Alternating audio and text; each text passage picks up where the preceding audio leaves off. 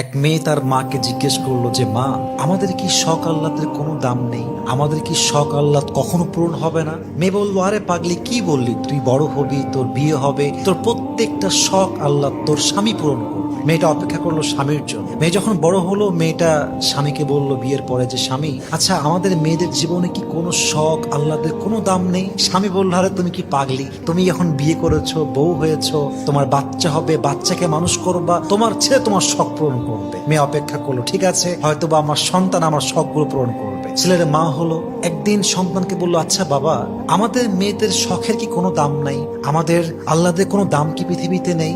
সন্তান বলছে, মা তোমার কি মাথা খারাপ? তোমার বয়স হয়ে গিয়েছে, তোমার এক পা কবরে ঢুকে গিয়েছে, তুমি এখন আল্লাহ বিল্লাহ করবা, কবরের ফিকির করবা। তখন মেয়েটা বুঝতে পারলো যে আসলে পৃথিবীতে নারীদের শখ বলতে কিছু নেই। পৃথিবীটা নারীদের আহ্লাদ পূরণের জায়গা নয়। নারীদের প্রথম এবং শেষ ঘর কবর ছাড়া আর কিছুই হতে পারে না। ঠিক কিনা বলেন?